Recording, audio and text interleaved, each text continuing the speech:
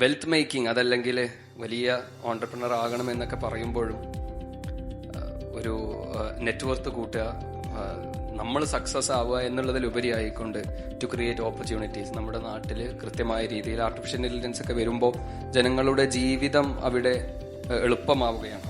നമുക്കറിയാം നമ്മുടെ സൊസൈറ്റിയിൽ കാലഘട്ടം ഇങ്ങനെ ചരിത്രം എടുത്തു നോക്കുമ്പോൾ ഓരോ കാലഘട്ടത്തിലും പുതിയ ഒരു റെവല്യൂഷൻ, ഒരു വിപ്ലവം നടക്കാറുണ്ട്. ചരിത്രകാരന്മാര് നമ്മുടെ ഈ ഒരു കാലഘട്ടത്തിന് ഒരു 4th ഇൻഡസ്ട്രിയൽ റെവല്യൂഷൻ നടക്കുകയാണെന്നൊക്കെ പറയും.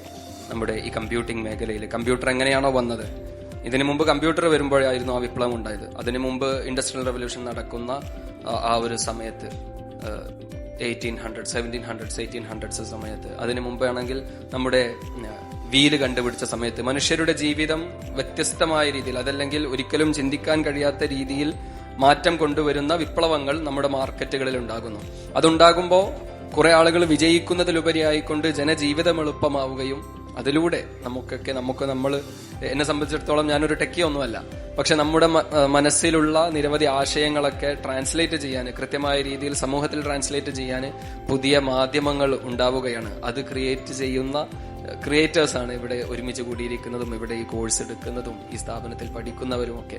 അത് കൃത്യമായ രീതിയിൽ ഉപയോഗപ്രദമാക്കിയിട്ട്, നേരത്തെ ഇവിടെ മിനിസ്റ്റർ പറഞ്ഞതുപോലെ ആവശ്യമുള്ള പല കാര്യങ്ങളും ഇവിടെ ഗവൺമെന്റ് മനസ്സിലാക്കിയിട്ട്, ഡേറ്റാ സെന്റേഴ്സ് ആയിക്കോട്ടെ, കമ്പ്യൂട്ടിംഗ് പോയിന്റ്സ് ആയിക്കോട്ടെ, അങ്ങനെ നിരവധി കാര്യങ്ങൾ പുതുതലമുറ ആവശ്യപ്പെടുന്നത് ആ സൗകര്യം ചെയ്തു കൊടുക്കുമെന്ന് ഉറപ്പു തരികയാണ്. അതോടെ ഈ ഒരു മൾട്ടിപോളർ വേൾഡില് ഇന്ന് ഒരിക്കലും നമുക്ക് വാശി പിടിക്കാൻ പറ്റൂല. കേരളം പോലത്തെ ഒരു ചെറിയ രാജ്യത്ത്, ചെറിയ സംസ്ഥാനത്ത് നിന്ന് ലോകം മുഴുവൻ അറിയപ്പെടുന്ന കമ്പനികൾ ഉണ്ടാകും. അതിനുള്ള സാധ്യതകളുണ്ട്. അതിലേക്ക് ആരും പ്രതീക്ഷിക്കാത്ത രീതിയിലുള്ള വലിയ പേരുകൾ, ഉയർന്നു വരേണ്ട ആളുകൾ, നിരവധി ആളുകൾ ഈ കൂട്ടത്തിൽ തന്നെ ഉണ്ടാകും. നാഥൻ അതിനുള്ള എല്ലാ അനുഗ്രഹവും ചെയ്യട്ടെ എന്ന് പ്രാർത്ഥിച്ചുകൊണ്ട് ഞാൻ എന്റെ വാക്കുകൾ അവസാനിപ്പിക്കുന്നു. എല്ലാ ആശംസകളും നേരുന്നു. Thank you.